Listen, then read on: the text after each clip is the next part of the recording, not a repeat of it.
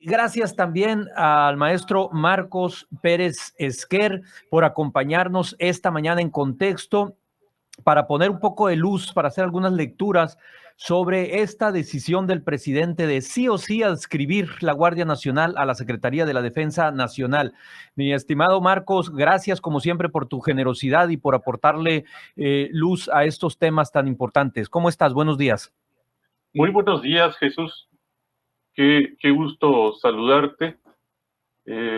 Encantado, como siempre, de estar con ustedes, contigo y con Moisés. Muchas gracias.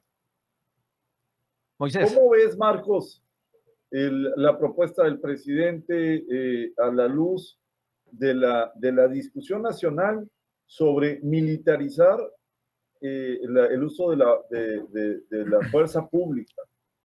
Bueno, me parece un total despropósito. Uno puede entender perfectamente que en una situación de grave violencia, donde la delincuencia organizada pues hace estos desmanes que hemos visto incluso en los últimos días en varias ciudades a lo largo y ancho de todo el territorio nacional, pues mucha gente diga, vale la pena que las Fuerzas Armadas estén en la calle. Sin embargo, hay una amplia experiencia histórica, no solo en México, sino en muchos países, en el sentido de que las Fuerzas Armadas no son las que deben encargarse de la seguridad pública, porque tienen una formación y una disciplina y un propósito institucional incluso muy distinto al que tiene que ver con el de las corporaciones policíacas. De tal suerte que incluso la Comisión Interamericana de Derechos Humanos le ha recomendado a México hacer un retiro gradual de las Fuerzas Armadas de las calles. Incluso desde el año 2016 emitió un informe recomendándole esto al Estado mexicano, en ocasión de que también pudo documentar que cada vez que intervenían las Fuerzas Armadas en seguridad pública, se veía acompañada esa participación de violencia y de graves violaciones de derechos humanos.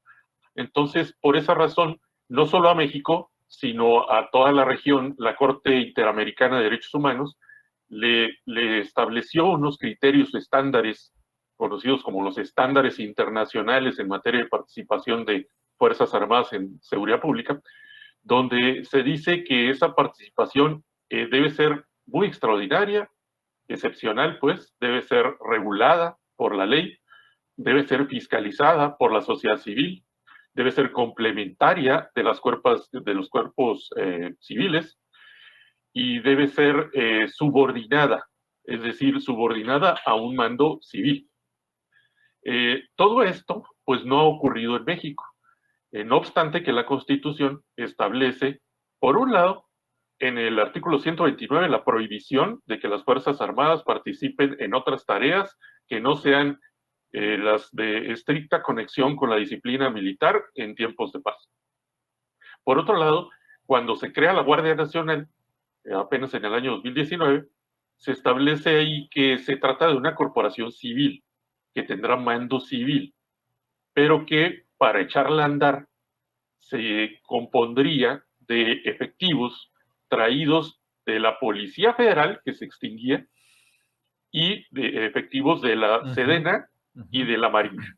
Bueno, pero al trasladarse a este nuevo cuerpo civil, se entendía que dejaban de ser operativos de las Fuerzas Armadas y que quedaban al mando de algún civil. Se entiende el secretario o la secretaria de Seguridad Pública y Protección Ciudadana. En los hechos esto no funcionó. No funcionó porque estando ahí los militares, pues ellos tienen esta formación por la cual solamente aceptan instrucciones de otro militar, no aceptan instrucciones de un civil. Y esto es histórico, tiene que ver con la formación y la disciplina que se dieron desde que el ejército mexicano se creó en 1926, cuando se reunieron todos los ejércitos de todos los caudillos para evitar los cuartelazos, para evitar, digamos, estarse matando entre ellos para asumir la presidencia, se creó el ejército mexicano bajo esa lógica de que ya no iban a responder a su caudillo, sino a su mando militar, independientemente de qué facción viniera. su mando inmediato superior, ¿no? Entonces, eso es parte, digamos, de la regla de oro de los militares. No se puede romper fácilmente y no se pudo romper con la Guardia Nacional. El presidente se da cuenta de que no está funcionando esto y de que no le hacen caso a las fuerzas civiles o a los bandos civiles, y entonces plantea primero que iba a mandar una propuesta de reforma constitucional para integrar la Guardia Nacional al Ejército, a la SEDENA. Bueno, esto rompería o violaría los estándares internacionales, lo que ha dictado la Corte Interamericana de Derechos Humanos, que nos obliga como Estado mexicano. La propia Suprema Corte de Justicia de la Nación ha dicho que estas resoluciones de la Corte Interamericana nos obligan, son vinculantes para México. Bueno, pero la oposición declaró la famosa moratoria constitucional, donde dijo, no va a pasar, ¿no?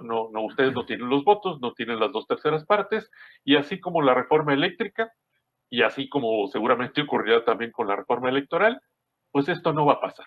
Son los 3 puntos objeto de la moratoria constitucional, dijo el bloque de contención.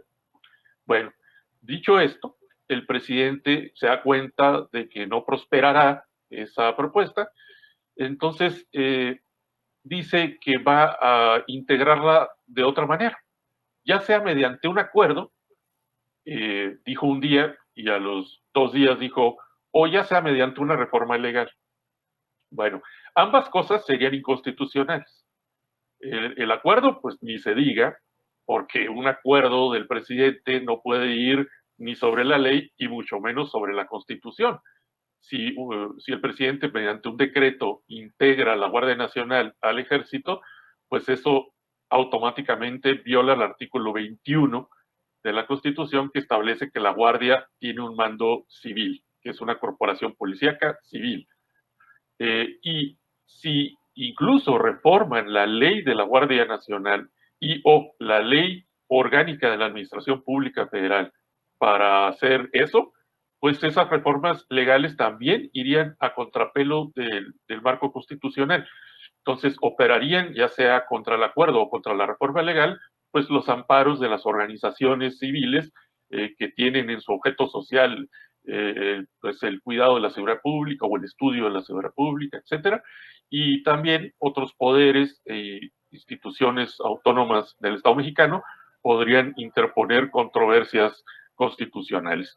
De hecho, contra el acuerdo previo que dictó el presidente hace unos meses, en el sentido de que las Fuerzas Armadas pudieran participar en tareas de seguridad pública, fue impugnado por la entonces presidenta de la Cámara de Diputados mediante una controversia constitucional que no se ha resuelto a 2 años de eso.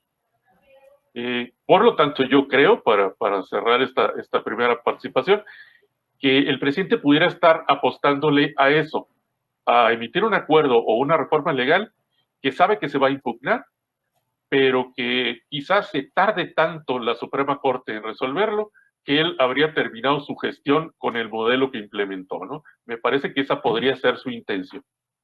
Marcos, ¿qué derrotero le ves a esto? A ver, perdón puede ser muy obvia la pregunta que te estoy haciendo, pero es muy importante por tratarse de un tema político, por tratarse de un tema legal, por tratarse de un tema de seguridad.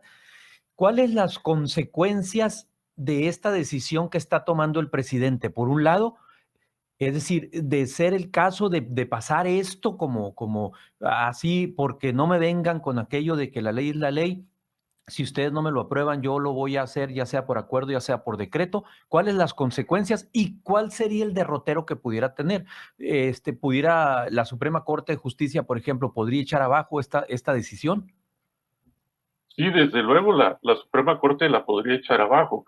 Sería necesario que se interpusieran estas impugnaciones por parte del Poder Legislativo principalmente, quizá también de la Comisión Nacional de Derechos Humanos, aunque por quien es su titular hoy día se antoja difícil, pero también funcionan los amparos.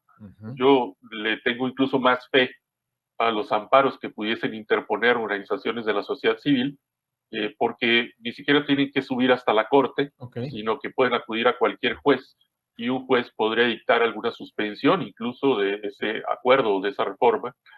Es cierto que por ser un tema tan importante, seguramente la Corte atraería el asunto, y ahí es donde podría, digamos, congelar el tema, como ya lo hizo con el acuerdo para que las Fuerzas Armadas participen en tareas de seguridad pública, que tiene pues 2 años ahí durmiendo el sueño de los justos, ¿no? Eso, digamos, sería el efecto o el derrotero jurídico. Sin embargo, hay otros efectos prácticos que tienen que ver con el hecho de que entre tanto se resuelva lo jurídico, pues tendrás a las Fuerzas Armadas en las calles haciéndose cargo de la seguridad pública, que por el momento muchos podemos entender que no hay de otra, ¿no? Porque no tenemos las fuerzas policiales suficientes para hacer frente a la situación grave que se vive en México de violencia. Pero me parece que tomar la decisión de que la Guardia Nacional sea permanentemente ya un asunto de los militares es renunciar en la práctica a la aspiración de tener en algún momento fuerzas policiales civiles fuertes, sólidas y que realmente puedan enfrentar a la delincuencia. Ese debería ser el propósito fundamental, eso es lo normal en un Estado democrático de derecho, que sean las corporaciones civiles policiales las que se encarguen del asunto. Entonces, lejos de estar fortaleciendo una corporación con ese carácter civil, policial, estamos renunciando a ese anhelo. Entonces, me parece que es dar marcha atrás a lo que debería ser, ¿no? Es precisamente un punto importante este que tú comentas. Se ha venido reduciendo en los últimos 5 años el presupuesto para formación, capacitación, salarios, equipamiento, certificación, exámenes de control de confianza para las policías municipales y las estatales. La discusión hace 6 años es si había un mando mixto, coordinado, escalonado, y había ejemplos de policías municipales y estatales, en algunos casos municipales muy profesionales, más que las estatales, en algunos casos de algunas entidades federativas, las estatales más profesionales que las municipales, pero había un sistema de complementariedad, pero iban creciendo las policías que son expertas en las estrategias de proximidad ciudadana, que no tiene formación un soldado para tener proximidad. El nivel de letalidad que tiene la intervención en eventos el ejército es muy diferente de una policía especializada. Y es un poco el tema de discusión, porque se pudiese pensar, ¿por qué no la Guardia Nacional? Sin duda sí, en algunos segmentos regulado, pero invertir para que las policías municipales y estatales generen una buena dinámica de desarrollo. Sí, es que planteas un tema fundamental, Moisés, porque hay que recordar también que la propia reforma constitucional de la Guardia Nacional venía acompañada en el decreto de un régimen transitorio muy robusto, donde se decían muchas cosas. Se decía que se iba a expedir luego la ley de la Guardia, la ley del uso de la fuerza, la ley de detenciones. Todo esto sucedió, se emitieron esas leyes, pero también se decía que se daba un permiso al Ejecutivo para que por 5 años, en lo que se consolidaba la Guardia Nacional como corporación civil, pudieran participar las Fuerzas Armadas acompañando a la Guardia en tareas de seguridad. Por ese motivo es que emite aquel acuerdo que fue impugnado por la Cámara de Diputados. Fue impugnado porque el propio régimen transitorio decía que esa participación tenía que ser regulada, es decir, tenía que estar en ley, y no se ha emitido esa ley.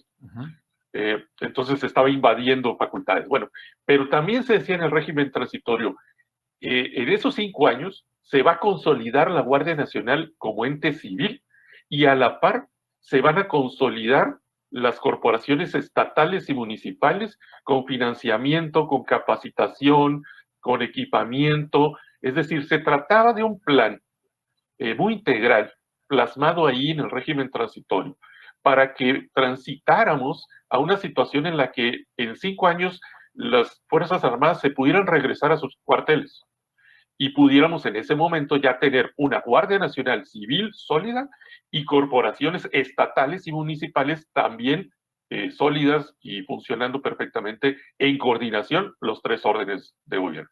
Ese era el plan y ahí está plasmado en el decreto de reforma constitucional. Sin embargo, hoy pues hay una renuncia a todo eso, lo cual implica un incumplimiento de una disposición, de un mandato de la Constitución, una orden que el constituyente permanente le está dando al Ejecutivo Federal. Lo está desoyendo y además está yendo a contrapelo de esa instrucción, está haciendo exactamente lo contrario. Dice, mejor nos olvidamos de las corporaciones civiles y que todo sea militar ya de manera permanente de aquí en adelante. Marcos, eso viola la Constitución y la lógica. Marcos, pues muchísimas gracias. Como siempre, el tema en las radios, el asunto del tiempo. Muchas gracias por esta explicación tan pedagógica que haces del tema. Seguramente es un asunto que dará muchísimo de qué hablar en los próximos días. Si nos permites, te seguiremos molestando en siguientes emisiones de En Contexto. No es ninguna molestia, al contrario, un gusto estar con ustedes siempre.